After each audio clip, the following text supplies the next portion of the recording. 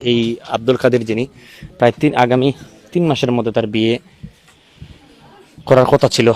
একটি ঘর বানিয়েছেন, এখন অনেক ঋণ রয়েছে, কিন্তু ভাগ্যের নির্মম পরিহাসে আল্লাহর হুকুমেই চলে যেতে হলো পরবারে। সব কিছু মিলিয়ে আমরা যদি বলি যে আপনারা দেখেছেন যে আধুনিক টিভি থেকে আমাদের যে নিয়মিত আপডেট, সেই ঘটনার পর থেকে নিয়মিত আপডেট আমরা দিয়ে আসছি, এবং এখনও আমরা এই গাছবাড়ি এলাকা সহ সিলেটের বিভিন্ন খবর নিয়ে সবসময় সরব থাকার চেষ্টা করি। দর্শক, কাদির আহমদ, এটা হলো নিজ গাছবাড়ি, তান বাড়ি হলো নিজ গাছবাড়ি, 7 নং দক্ষিণ বারেঙ্গেরম ইউনিয়ন ফোর্স এটা। আর তান বিদেশ যাওয়ার 3.5 থেকে 4 বছর হয়ে যায়। তারপরে এই একটু সামান্য ছোটো একটা ঘর বানাইছেন, কিছু ঋণও নাবর হয়েছে, এখনো ঋণ মারা হয়েছে না, বাকি রয়েছে। 3 মাস 3.5 মাস পরে আবার হতা একটা ডেট করছেন, হঠাৎ তাই অ্যাক্সিডেন্ট করে মারা গেছেন।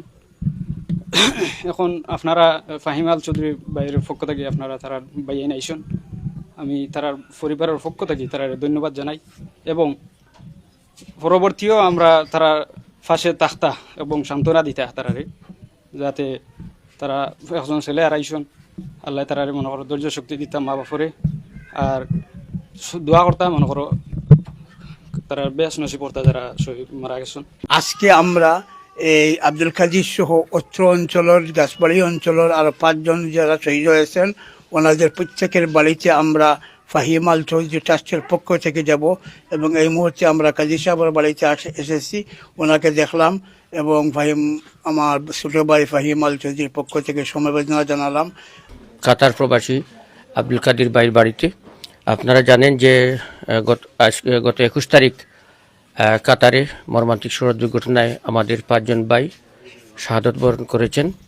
আমরা আজকে আমাদের ট্রাস্টের সম্মানিত সভাপতি এবং প্রতিষ্ঠাতা জনাব ফাহিম আল চৌধুরী মহোদয়, তিনি আমাদেরকে নির্দেশনা দিয়েছেন, আমরা আমাদের যে সমস্ত ভাই কাতারে শহীদ হয়েছেন, আমরা তাদের খোঁজখবর নিতে এবং তাদের পারিবারিক যে কোনো সাহায্য এবং সহযোগিতার জন্য আমরা যেন ওনাদের পাশে থাকি। আমরা ইতিমধ্যে আমরা জেনেছি যে আমাদের অত্র এলাকা সহ বিভিন্ন সামাজিক সংগঠন এবং রাজনৈতিক ব্যক্তিবর্গ আমাদের এই কাতার প্রবাসী শহীদ যারা হয়েছেন মর্মান্তিক সড়ক দুর্ঘটনায়, ওনাদের পাশে এসে দাঁড়িয়েছেন, তাদের খোঁজখবর নিয়েছেন। আমরাও আমাদের মানবিক সংগঠন ফাহিম আল চৌধুরী ট্রাস্টের পক্ষ থেকে ফাহিম আল চৌধুরী মহোদয় তিনি আমাদেরকে নির্দেশনা দিয়েছেন, আমরা এসেছি।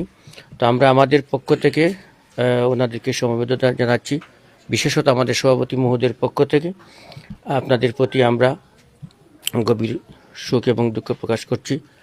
আর আল্লাহ রব্বুল আলামিন আপনাদের এই ধৈর্য ধারণের এই যে মুসিবতের সময় আপনাদের ধৈর্য ধারণ তৌফিক দিন, এবং আমরা আমাদের সভাপতি মহোদয়ের নির্দেশনা মোতাবেক আমরা কিছু সহায়তা আপনাদের উপঢৌকন নিয়ে এসেছি। আমরা আমাদের ট্রাস্টের সম্মানিত সহসভাপতি মহোদয় তিনি আছেন, তিনি এটা হস্তান্তর করবেন। তো প্রিন্ট ইলেকট্রনিক মিডিয়া আপনারা যারা ভাই এসেছেন, কষ্ট করে এসেছেন, আপনাদেরকে ধন্যবাদ জানাচ্ছি, কৃতজ্ঞতা জানাচ্ছি। আর সর্বোপরি আমরা আমাদের এই আব্দুল কাদির ভাইয়ের পিতা, আমরা আপনার প্রতি আমাদের গভীর সমবেদনা প্রকাশ করছি, এবং একই সাথে আমাদের ট্রাস্টের পক্ষ থেকে এই সৌজন্য উপহারটুকু আমরা আপনাকে। বিসমিল্লাহির রহমানির রহিম।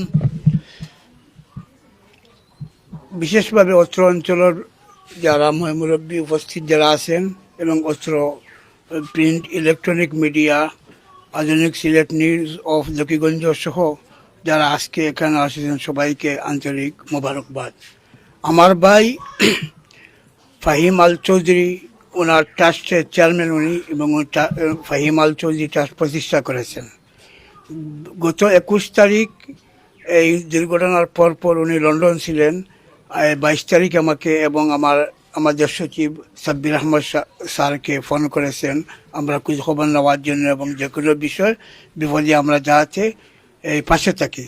তাই আমি বিশেষভাবে আমার ভাইকে সর্বপ্রথমে ধন্যবাদ জানাবো, যে উনি যে মানবিক কাজ করে যাচ্ছেন, মানুষের পাশে আছেন। আমি আল্লাহ পাক রব্বুল আলামিন ওনার হায়াত দান করুক। এবং পাশাপাশি আজকে যে আমার এই বাহার সাহেবের প্রথম সন্তান আব্দুল কাদির, এই আব্দুল কাদির এবং জলোয়ার, ওনার 2টা সন্তানও, এবং জলোয়ার অনেক ছোটো, এবং আব্দুল কাদিরের বিগত বেশ কিছুদিন থেকে কাতারে আছেন এবং ওনার পরিবার পরিচালনা করছেন এবং কিছুদিনের ভিতরে দেশে আসার কথা, দুর্ভাগ্যক্রমে উনি শাহাদাত বরণ করেছেন। আমরা এই ওনার রুহা মাগফিরাত কামনা করি এবং ইনশাল্লাহ আমরা ইতিমধ্যে ঘন্টার ভিতরে আমরা অবশিষ্ট যে পাঁচশোটা বাড়ি যাতে আমরা আমরা দেখে আসব এবং পরিশেষে ইলেকট্রনিক প্রিন্ট মিডিয়া এবং সবাইকে ধন্যবাদ জানাচ্ছি এবং আমার এই মুরব্বী বাহার সাহেবকে আল্লাহ পাক রব্বুল আলামিন এবং তার মা এই কাদিরের মা এবং বাপ এবং পরিবার পরিজন সবাই যাতে ধৈর্য ধারণের তৌফিক দান করেন। আসসালামু আলাইকুম ওয়া রাহমাতুল্লাহ।